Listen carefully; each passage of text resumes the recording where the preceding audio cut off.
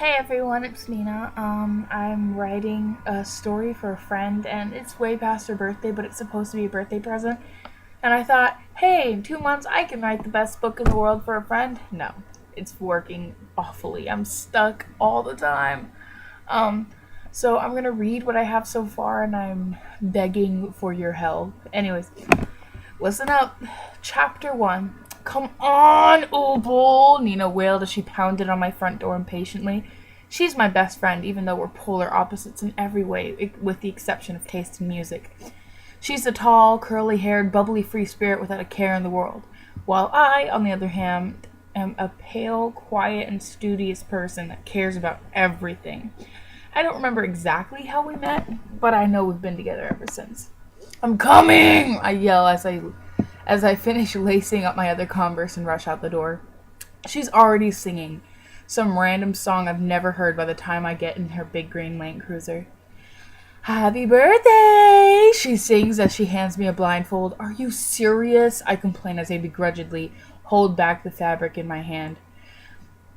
Put it on! You can't see where I'm taking you! She demanded as she pushed it up to my face. I waved her off and tied it as she backed out of the driveway. If you don't already know, it's my 18th birthday, and this, like every year since she's been able to drive, Nina's taken me to some obscure place to celebrate it. After at least 15 minutes of driving, this is going to be my best work yet, she says to herself.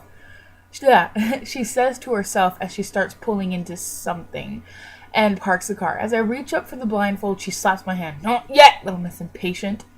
She teases as she helps me get out of the car and walks me towards some awful-smelling building. A bar? I ask, but she doesn't say anything. Suddenly I hear a bass.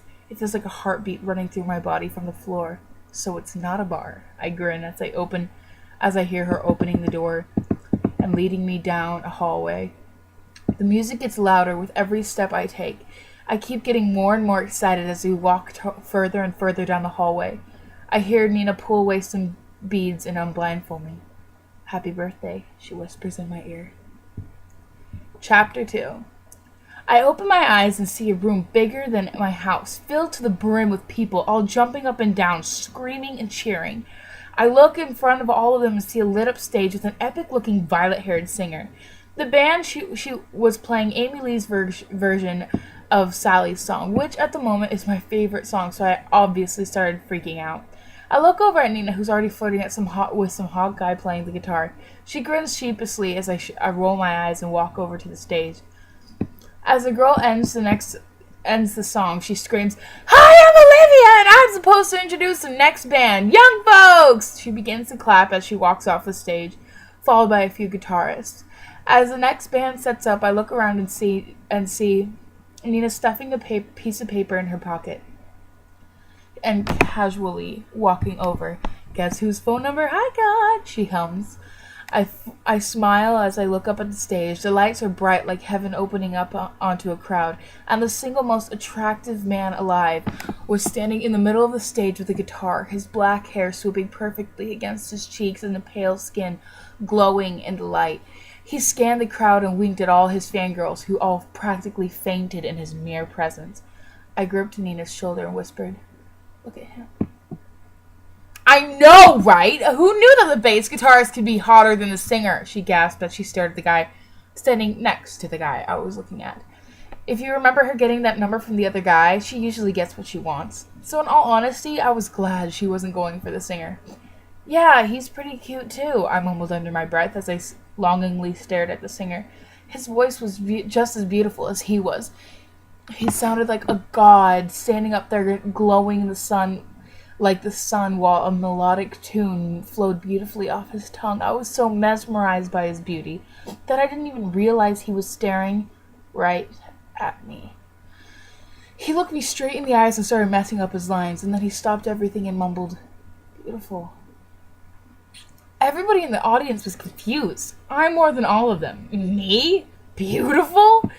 Maybe he wasn't staring at me. Maybe he was just lost in thought. Maybe then the bass guitarist grabbed the mic. "Sorry, everyone. Eli's a little out of it. I think he locked eyes with some hi and just forgot everything. He chuckled and winked at me. We need to leave, I said to Nina. What? We just got here and the guy thinks you're cute, she complained. I can't. I don't know. He's too cute. I don't even know how to flirt, I admitted while getting my purse. I don't even know what I would say. Fine. Fine. But only because it's your birthday, she growled as we headed through the door. We can go to a movie instead if you want. Watch a horror or something to get your mind off of extremely attractive boys. Sounds perfect, I smiled as we headed down to the parking lot. I didn't want to leave. Really, I didn't. But it's just every guy that I ever seems to be interested. It's just that every guy that ever seems interested in me I can't even seem to function when I talk to him. Either I nonstop giggle or I just stand there staring at him like some type of creep. If I screwed it up with this guy, I wouldn't be able to forgive myself. Chapter 3. We were walking down the sidewalk to the movie theater when we heard, "What's going on with you, man? You're acting all weird over a girl. You need to stay focused." I don't know. I looked into the crowd and she stood out. So beautiful. I felt like I was drowning in her eyes. I've never felt like this before, Dakota. Before we could turn around, Eli spotted me from the corner of his eye. Hey, you! He started walking towards us. I turned around and tried to run away, but I realized that Nina had a firm grasp on my shoulder, stopping me from going anywhere. We're sorry for bothering you, Mr. Singer Guy. We're just gonna go now, Nina said really loudly as if he was stupid. She gripped my shoulder. Come on, she muttered in my ear. Eli walked up to me and reached out his hand, grinning. Hi, I'm Eli. And you are? I didn't know what to say. He even had snake bites. Oh, so cute. Wait, focus, Opal. The man of your dreams is standing right in front of you and you're arguing with yourself? Opal! My name is Opal. I shyly took his hand and shook it. Sorry for messing up your song. It sucked anyways, he laughed back. No, it was really good. You're beautiful. I mean, your song is beautiful. Not you. I mean, you're cute, but no, I stuttered like an idiot.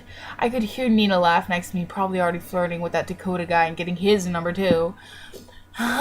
Thanks. I haven't seen you at any of our other shows. Is this your first time at the dungeon? He said with a dreamy smile. Yeah, it's your birthday! I took her here as a surprise, Nina interrupted. That's really cool of you. So, why are you guys leaving already? He replied, ignoring the fact that she just barged into our conversation. Well, Opal here. I got a phone call from my parents, and I couldn't hear anything, so we had to leave real quick. I lied, not wanting him to think I was a jerk for walking out of his show.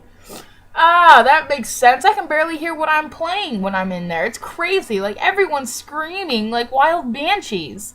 Dakota bursted out laughing at his own joke. Nina started laughing too, of course. Leaving me and Eli and me alone to talk again. So, there's an after party later. You and your friend should go, he said as he reached back and ruffled his beautiful hair. Think like Nina.